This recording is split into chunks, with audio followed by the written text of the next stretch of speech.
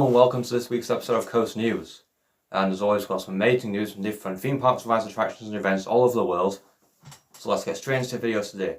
Our top story for tonight, Fuji-Q Highland have officially confirmed that Do-Dodonpa will be permanently removed.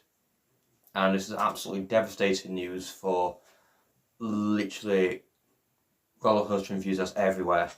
But if you know what I'm talking about, basically Do-Dodonpa was a S&S Thrust Air launch coaster which opened back in 2001 at Fuji-Q Highland in Japan.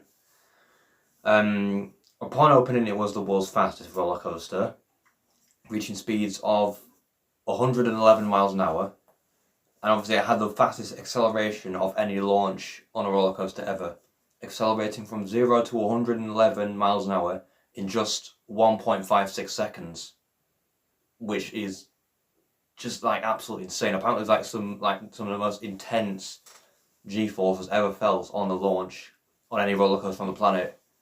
And obviously the layout wasn't the longest in the world, but it was mainly about the speed of the ride as well.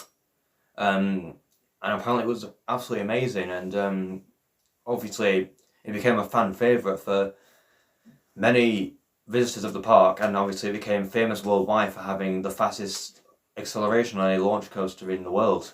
So obviously it operated pretty decently for about 20 years or so until 2021, where there was an incident on the ride.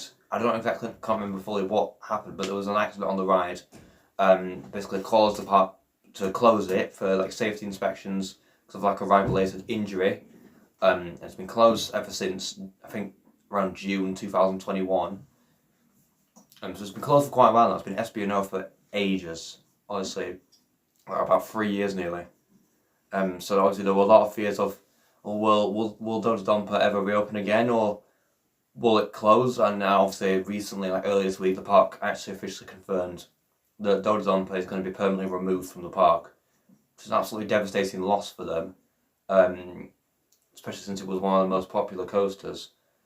But obviously, if they've done a lot of safety inspections and it's like just been deemed like impossible to fix this issue or anything like that, then I see why they've made this decision. Like obviously they have to put safety first before anything else. So if it means removing a ride that has like a safety issue that like obviously can't be really resolved that easily, then I suppose closing it is probably one of the more wiser options that they've done.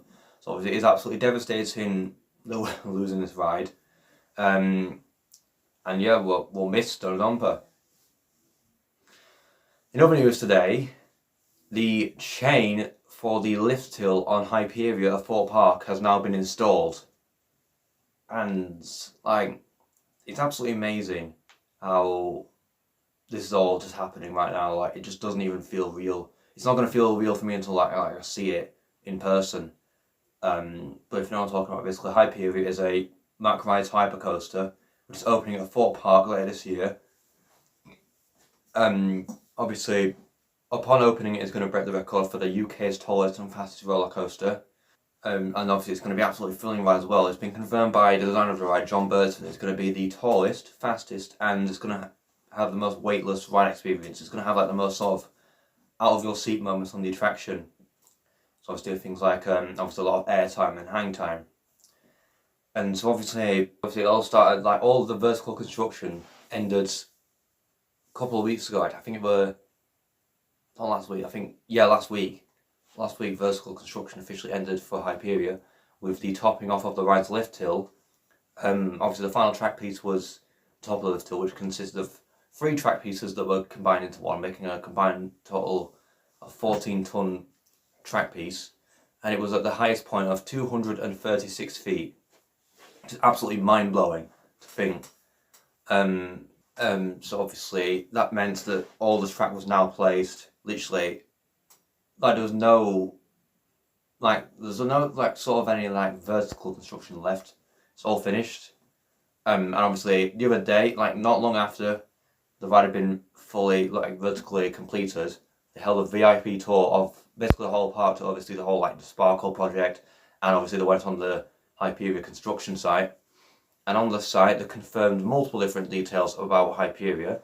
One of the main sort of takeaways in terms of like its development is that they've confirmed that the trains are going to be arriving within the next few weeks, and when they do arrive, testing will start. So obviously, literally, probably by the start of April, end of March, well, not end of March, but probably like start of April at the very earliest, maybe end of April, or middle of April, we could see Hyperia testing. It's absolutely wild to think. Like, we're going to see the UK's tallest and fastest roller coaster with trains on it for the first time. So obviously that means, the other week, like literally the other day actually, they've begun installation on the chain for the lift hill, which will pull the ride up to its maximum height of 236 feet. It looks absolutely insane, and I cannot wait to ride Hyperia when it opens. Also in the news today, Drayton Manor have officially confirmed that their brand new Western themed land will officially open on the 24th of March this year. And this is kind of like this is absolutely amazing to think, but it's also kind of a strange announcement in my opinion. But if you know what I'm talking about, basically Drayton Manor is a theme park located in Staffordshire, England. It's kind of the rival park to Alton Towers because it's literally so close to it. But obviously, Drayton Manor have been sort of investing a lot more into their theme park over the last sort of few years, with additions of brand new rides such as and themed lands such as Vikings, Adventure Cove, and now this brand new themed land, which obviously is going to contain their first roller coaster in 13 years, I think. So obviously, it's a big deal for Drayton Manor. It really is, and it's obviously it's the Intamin family lift and launch coaster that we've been talking about for the past few months. We started vertical construction back in January and basically finished about 4 weeks later. Like literally, it flew up like so quickly as well. It's also a very weird ride as well. It's got like, the layout is like way complicated to explain, but basically it's going to go up the lift hill. It's a lift and launch coaster because it's going to have both a booster wheel lift hill and a drive tire launch. It's going to go up the lift hill through like the first third of the layout, should I say, and it's going to stop at where the launch is. It's going to go to the end of the launch at a gradual speed, and it's going to launch backwards through not through the bit that's just gone through. It's going to go, it's part of a switch track at the start of the launch, which is going to switch to a separate piece of track, which we're going to travel backwards through that bit, which is going to connect to a switch track at the bottom of the lift hill, which then you're going to go backwards up the lift hill like a sort of spike. Going to come back down through the whole backwards bit you just did, except this time going forwards.